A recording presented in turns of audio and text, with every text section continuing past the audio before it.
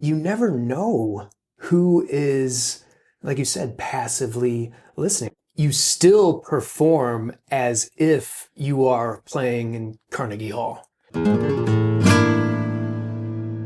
Welcome to the Spanish Guitar Mastermind, where we take a look at the journey of accomplished Spanish guitarists and musicians alike so that we can all learn from their mindset, strategies, and daily habits that got them to where they are today. Now, today, the topic I wanted to focus on is how to thrive as a professional musician in the private event space, basically the non-concert space. My special guest today is Jim Perona, which specializes in this as a classical guitarist, highly acclaimed, always in demand in the Chicagoland area, and he just recently published his first book, How to Book Gigs as a Solo Musician, with a lot of great gold nuggets in here for people trying to enter this world. Yeah, thank you for having me, Dan. Yeah, appreciate you having me. So first of all, let me go back to the beginning. When you just graduated school, did you envision yourself going into the private event space like this, or did you have your eyes set on being a concert guitarist and just the big stage?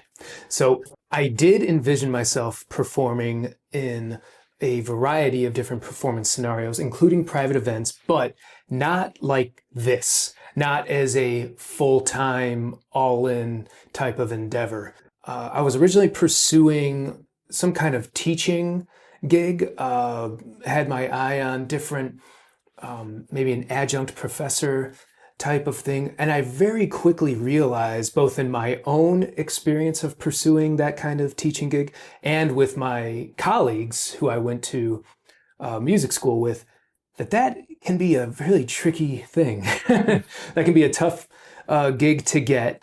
Instead of being really deterred by not having a lot of success with that within the first few months, I decided I wanted to just put more of my energies into earning paid performance gigs, especially coming off of however many years in music school, from the bachelor's to the master's. You spent a lot of time in practice rooms. And so you really, at least I was very excited to just get out there and play for people, no matter where it was. Mm-hmm. And that's when, the more I did that, the more I came around to really enjoying it, and the less I was focused on pursuing any kind of teaching gig. And I've since come to learn that that's kind of the beauty of having a schedule that is filled with private event performances, whether that's once or 20 times a month.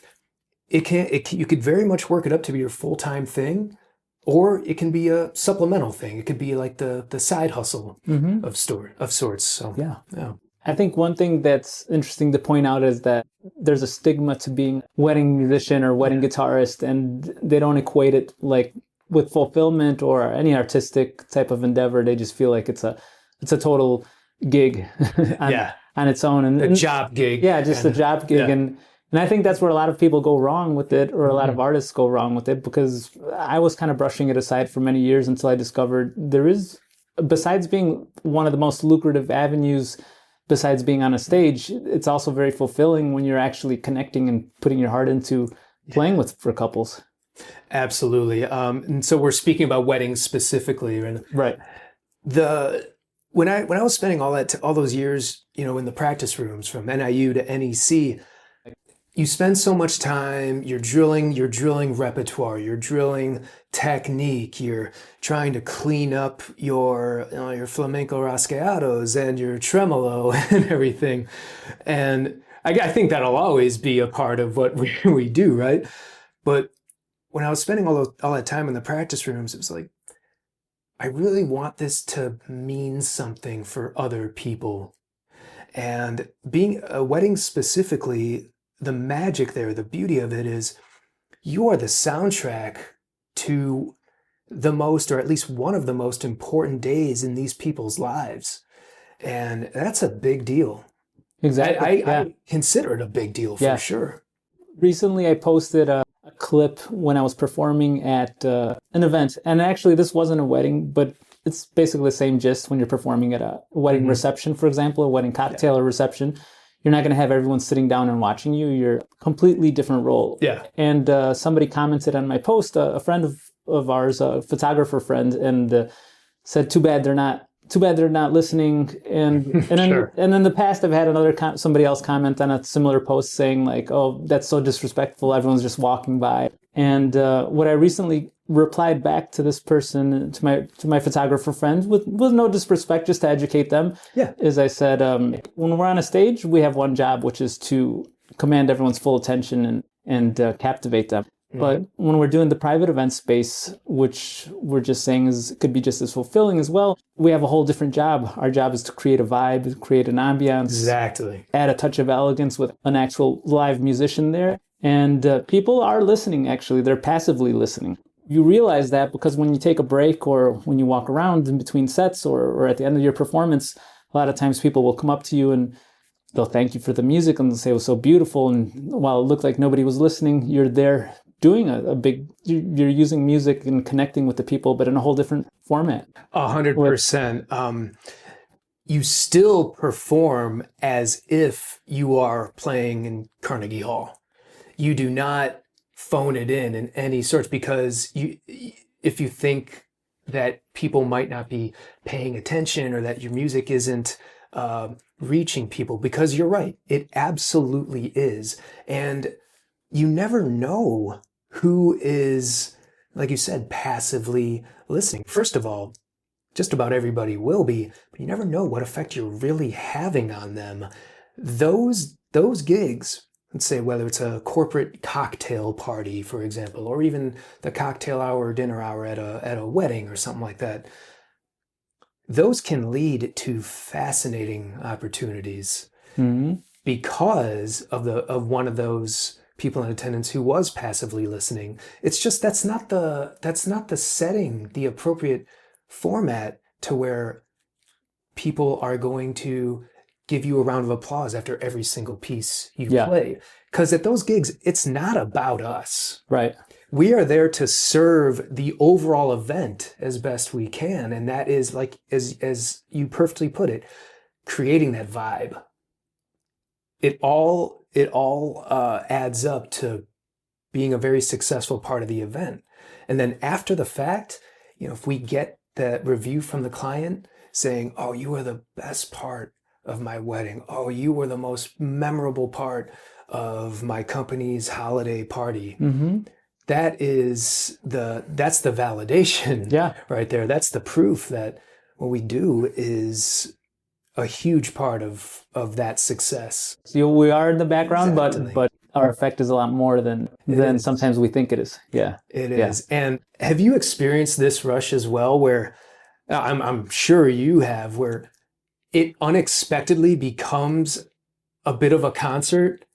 Like after, let's say you put in, you just tear it up on like a punta y tacón, like a sabicas thing, or even like a contemporary arrangement in a classical flamenco style, and you do get a bit of an applause, and then it almost becomes like a mini recital, mini concert. Those are my favorite moments for these type of gigs. It's not at all to be expected, but it's what can come out of you just showing up at the gig and playing again as if you were at Carnegie Hall. Sometimes I've left private performances just as fulfilled as leaving a concert, because I've gotten so much gratitude at the end, so much feedback and gracious gratitude that you feel it. You feel like they're being really authentic. It's not just like, "Oh, thanks for coming." They were really made an impact. So you leave with like a good high, a good pump, like from you come home and you feel like, "Oh, I'm doing something that's making a difference." It's not, I didn't go do some random endeavor. Exactly. And I think that's also something I like to consistently point out for musicians out there, classical guitarists specifically, I guess, is that they're usually just used to doing recitals or concerts, but they do have any kind of interest in getting into that private event space, is to really try not to be deterred by people not clapping after every piece you play, just not receiving that immediate validation, because again, you don't really know how much you might be reaching people and touching people and moving people by your performance. So And something that you mentioned that I loved reading in your book was the whole don't phone it in, because that's been one of my pet peeves. I've had a lot of friends that or colleagues that I've seen them on performances where we're at certain situations like a restaurant or a hotel, and they're 100% phoning it in, where you see them kind of like wandering off. You could see somebody's phoning it in when they're just like playing percussion and kind of looking around, and they're probably thinking about what they're going to do tomorrow. And it drives me crazy, because it's like there's certain situations where maybe you don't really want to be there or with a certain group or something, but if you accept it, I think like it's your responsibility to be there be present 100% and give it your best. Yeah. Exactly. And I could not agree more, because it's a pet peeve of mine as well. Obviously without naming names. Right. Right. But definitely seen that kind of thing where guitar's playing, done with whatever piece, and then you see this. Checking the phone. The phone. You can even kind of see that body language of back to it. Yeah, the body language would say it all. Mm-hmm. But yeah, anything like checking your phone. I've seen that's another, since you bring that one up, that one drives me crazy too, to see people just responding to messages like between every song. Maybe you have an emergency or something, and if it was a one-time thing, but when you see it repeatedly over and over, and it's not even hidden, it's not even like going to the back, it's like just in your face, like so. And then put yourself, then you put yourself in the shoes of, let's say it's at one of those, like a hotel gig. Mm-hmm. If you put yourself in the shoes of somebody who's there and they're trying, they might be trying to connect the musician, or they might be really into it. But if that musician is pulling out his or her phone after every song or every other song, if I'm there in attendance and I'm trying to connect, I'll feel like, oh man, even if I go and want to leave a tip or something, I feel like this musician is inconvenienced by performing. So that would make me not want to really engage. Yeah, exactly. On the topic of connecting with your audience, in terms of repertoire, how do you feel about choosing repertoire for venues? There's some musicians that take a selfish approach and they'll just want to play what they want to play. Mm-hmm. Sometimes other musicians go to the flip side and they're like, I'm going to learn all the popular tunes and just try to get their attention. I mean, what do you suggest for that, for musicians entering these type of spaces? That's such a great question, and it's such a nuanced subject. Every musician is completely within their right to perform what they want to perform. And so in that regards, I don't know if there's a right or wrong, but just as every musician is completely entitled to play what they want to play, every talent booker, everybody who hires the musicians is completely within their right to say, yeah, that's not a good fit. Given the fact that you're highly in demand and you've had a nice career for the last over a decade, what's worked for you? What's been a nice balance where you're happy and where your clients are happy? So versatility, having a really versatile repertoire list is what's worked well for me. In my sets, it'll typically be, I would say, around 80 to 85% geared towards contemporary songs that I've arranged. And then that remaining 15 to 20% will be, I guess, more or less the greatest hits of, I referenced Punta y Tacon. Mm-hmm. I love playing that Sabikis piece. I do kind of a mashup of Pepe Romero's studio and then live recordings of his Malagueña interpretation. Okay. Asturias. Yeah. Like I said, the more or less the greatest hits. Greatest hits for those of us who are within that classical ecosphere, but to most other people, it's probably not on the greatest hits category. Yeah. But that's what's really worked well for me. I definitely connect with that because I like to try to cater to the audience, obviously, because like you said, we're there for a reason. In a concert setting, then it's more up to us. It's like that's our playing field, our game. But when we're playing in these type of situations, we have to think about the room and the audience. And I always try to think about them first. But at the same time, like you said, a little 15 to 20% of it, it's like I'll sprinkle in stuff that I really enjoy playing. Yeah. But like you said, the best of too, like stuff like an Asturias is always a crowd pleaser, even if you're not familiar with it, because it just has nice technique wise, it impresses people, and the Yeah. melody's nice to they can follow along. Exactly. But on the same token, I won't play something like I wouldn't throw in like a seguidillas, flamenco seguidillas, which is going to be too Sure. slow and too just people won't be able to connect with that rhythm or something. So that's my take on it, at least. I'm so fascinated. Like, this alone. I mean, we won't, but we could talk for hours and hours about this. Another thing I do, or that's coming to mind, is that's an ever evolving thing. Because when I first started, I was mostly playing the repertoire that I'd learned in music school. And then I slowly started to kind of branch out from that. And then I was just learning as I go. And that, 15 years into it, that's still how it is. And that's what keeps it interesting for me still. That's what keeps me that much more engaged. One thing I'm really into now is doing medleys. Or like I'll do a medley of songs, and I wonder if anybody really caught on to, for example, I have a classical arrangements of Thunderstruck into Raindrops Keep Falling on My Head into Have You Ever Seen the Rain into Rainbow Connection. And I would throw Here Comes the Sun in there, but I like to capo that one. So I like to have a smooth transition to each one. Nice. So that's basically the weather medley. Yeah. Like, how on earth would these songs have anything to do with each other otherwise? And just seeing, eyeing the audience reaction to that as like, Thunderstruck on a classical guitar, like now we're doing Burt Bacharach, and now we're hearing that Kermit the Frog tune. That makes it interesting for me for sure, and then for everybody else in attendance for sure. And it's just another thing that is so fulfilling on my end, but is something that the crowd most likely doesn't see every day. And I love that aspect of it. And now I'm finding ways to work in some of the classical flamenco stuff in there as well. Like I'll do a medley of Ronette's Be My Baby into Frankie Valli, Can't Take My Eyes Off You, straight into Malagueña. They're all connected by a key starting in E major, right? And otherwise, how else would you ever justify mashing those songs together? Right.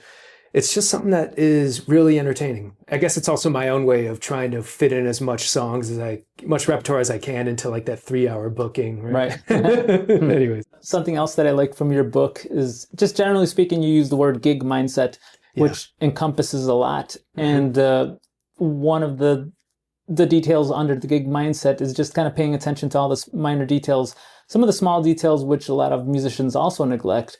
Yeah, which can include anything from your attire, your presence, your how you have your gear set up, and putting away your bags, and all these little details. That's also one of my pet peeves, because I've had some very extremely talented musicians I've worked with where maybe I remember one time pointing out that one of my stands is all scratched up, and I'm like, it's time to get a new one.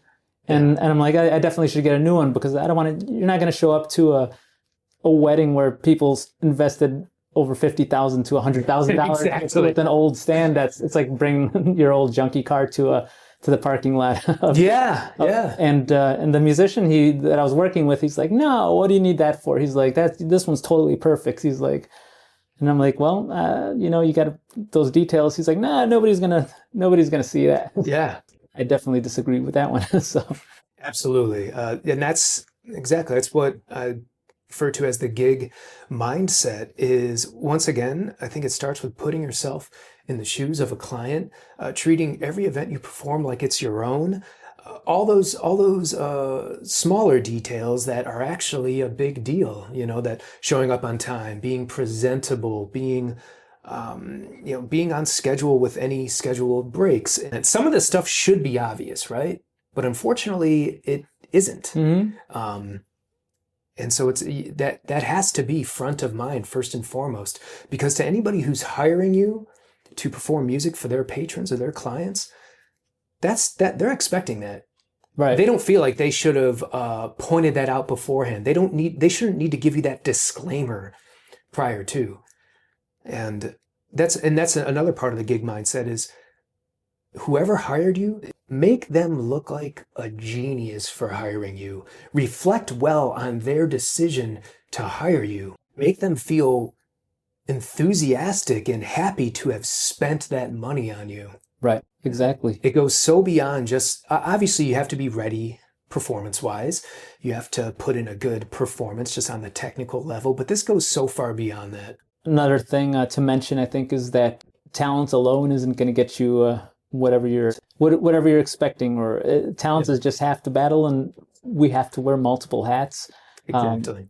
And that's one of our jobs to either we have to hire somebody to do these other jobs, or we need to take care of them ourselves. For me, the gig starts, and this is part of the gig mindset. Whenever you receive that first inquiry or that first phone call, right when you're in touch with the client, that's when the gig begins, so to speak. Mm-hmm. Because exactly. Everything you're doing at that point is a reflection on your value, your professionalism, and like if I were to receive an email inquiring about my services to perform at the prelude ceremony and cocktail hour for their wedding, and I don't respond it takes me like 2 to 3 days to respond, I have immediately made myself far less appealing of a possible option for that client for their wedding. That's the very foundation of where it starts, that initial contact. And yeah, this episode is turning into a big episode of grievances with other musicians, but it's important to point out though. But it's important to point out. And another pet peeve of mine is myself as a booking coordinator. When I reach out to musicians, there's certain musicians that it's almost a joke that they'll take sometimes 2-3 days, and I'll have to reply back to ask them, hey, are you available or are you not available? Mm-hmm. And it sounds like they don't need the gig, or just they don't care, or they're just very nonchalant about it. And that's, at least with me, that I got a little bit of compassion for it. But if you're dealing with a client directly, that's definitely the biggest turnoff to start off, I think. So and on that same wavelength, David, let me ask you this: is that musician in this hypothetical situation, you are reaching out to that musician for a possible gig referral. You received an inquiry, you're already booked on that date, but you do want to do well by the client and help them out with finding a musician. Let's say the first musician you reach out to doesn't get back to you for 2 or 3 days. Is that going to be the first musician you reach out to for the next time that happens? Right. Like, yeah. Because that's the thing. In a broader sense, it is within all of our best interests to have all these professional aspects covered, to be on schedule with them, to be good at them, to be timely with them, because I truly believe that every time, whether it's you or me or any of our trusted colleagues, every time any of us puts in a great performance, that's good for all of us, because that is strengthening the classical guitar performance ecosystem. It makes all of us look better, and so if I, and going back to that original question that I brought up and the original point you brought up, being really lax on, responding to clients or anything like that, I think it hurts that whole ecosystem. Or on the flip side, it makes us look that much more appealing, because we will be timely, we will be professional, we will have those bases covered. It's just a very important thing to point out, though, to any aspiring guitarist who wants to break into this private event space. Right. One more thing on the whole gig mindset that I'd love to point out too is the whole attire, and same thing, like you said, like you can't phone in a gig, whether it's at a smaller restaurant or a nice ritzy country club or corporate client. I think attire, a lot of musicians also equate that with the type of venue they're at. And sometimes if it's just a more casual place, they'll come in like they just mowed the lawn or something. And I've seen it all the time. I still see it all the time. And I've had to point it out sometimes to musicians, and it's not always a popularly received, but I think no matter where you are, you always have to think about yourself with the whole branding concept. So wherever you are, you don't necessarily need to wear a suit and jacket if you're at certain places, but you still need to look like an entertainer or a musician or like you're of a certain caliber and keep your branding up. I'm really glad you brought this up too, David. Let's outline a hypothetical here. Let's say a musician or a classical guitarist is hired to play at a restaurant that is a very casual type of restaurants, where most of their patrons are walking in with jeans and a t-shirt, because it's not a restaurant that really encourages any kind of dress code. Like I said, it's a very casual type of atmosphere. It still is in the best interest of the musician to maybe dress just one tier above jeans and a t-shirt. Right. And here's why I think that's really important. While it may not be, while the restaurant or the talent book of the restaurant may not, may be totally okay with the musician wearing jeans and a t-shirt, no matter how well that musician plays, if that's how you present yourself with the attire, you probably aren't going to, it's a perceived value thing. Exactly, yeah. You probably aren't going to be top of mind for any potential patron who might be in the midst of planning their wedding. You probably won't be top of mind as the guitarist or as the live music option for that wedding, based solely on how you've presented yourself at that restaurant. Yeah. So in other words, you're probably doing yourself a disservice by showing up in jeans and a t-shirt, because you aren't maximizing that restaurant gig opportunity, as far as you probably won't be considered for a more high-end private event booking by any patron at the restaurant. You never know who you're performing for. Yeah, exactly. You never know.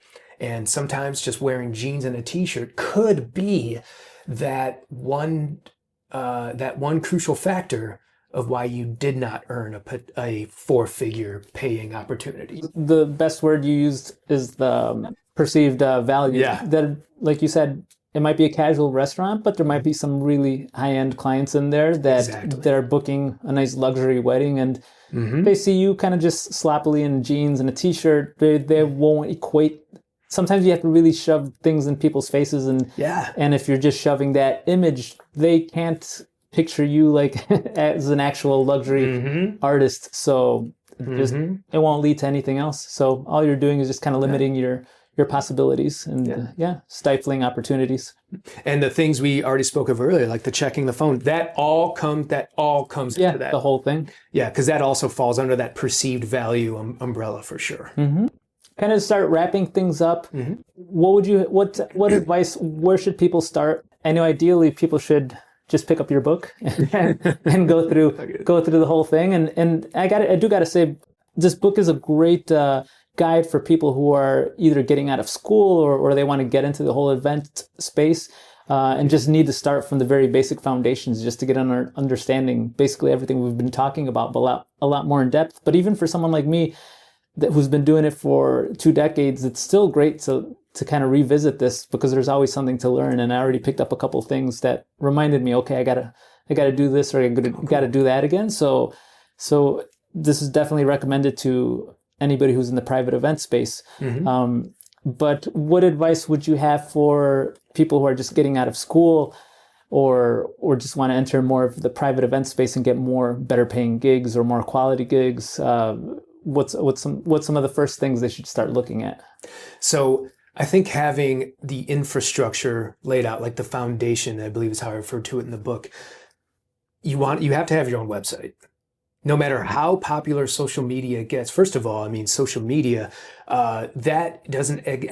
social media is its own thing. It doesn't feed into the SEO, the search engine optimization, which is so crucial. So you want to have your own website, and definitely have a Google business profile. One of the things I point out in the book that I write about paid lead platforms like the Knot, the Bash, Wedding Wire, Gig Salad, Thumbtack, all that stuff.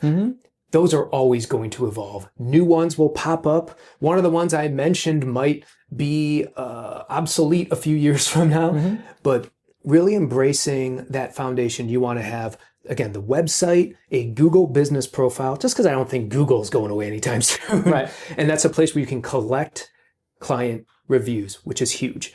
That is another big perceived value addition. So get your website going, get a Google business profile going, but in that order: website, Google business profile. Also, maybe just right around the time, if not sooner than the Google business profile, a YouTube channel which will house all of your performance videos. And with the performance videos, this is another perceived value thing.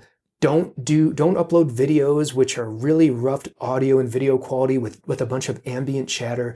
Just studio style videos will work just fine. And don't worry about overproducing them. That is actually can be a turnoff to talent bookers, because that's not how you're actually going to come off live.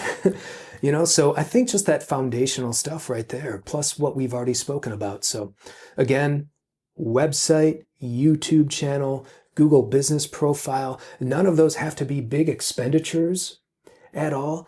And also be mindful of your repertoire. You can absolutely be the go-to person or one of the go-to people for all things playing Bach repertoire or any specialty thing. But you'll always be that much more hireable if you have some versatility in the repertoire. Just to piggyback on what you were saying, if you are going to post on to YouTube, and like Jim said, I think perceived value is a huge thing. And another musician that I totally aspire to learn from is Moses Lin, which is also big in the wedding industry.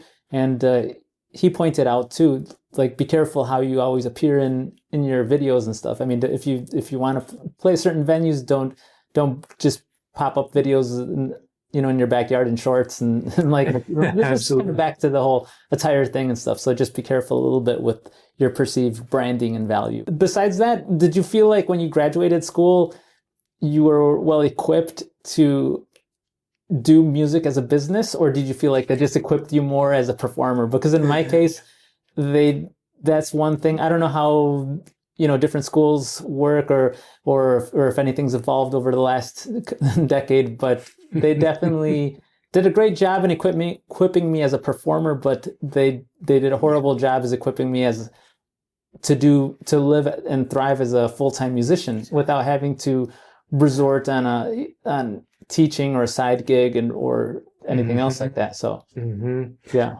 I feel the same way. I felt like I came away very equipped as a performer. In fairness, that was my intent of, pursuing that higher level academia of the guitar. That's what I wanted. I wanted to be able to get that much better at playing my guitar. But yeah, I didn't. I feel like I'm still learning the business stuff on the go. We never stop learning because the business end of it keeps evolving. But that was a big inspiration too for writing the book. I wanted to answer a lot of questions that I had initially coming out of music school. And while I do think it would be very valuable for anybody pursuing a performance major, I think that music business classes, or just business classes in general, should be a required part of that curriculum, because that will definitely play a part in it. There's still going to be things that you only learn when you're in the trenches, when you're doing this. Yeah, don't be afraid to go outside of the boundaries of music, because like we said, talent alone isn't going to get you there. So make sure that you're also doing your research into how to be good at marketing, how to run your business as a solopreneur, how to keep your branding up.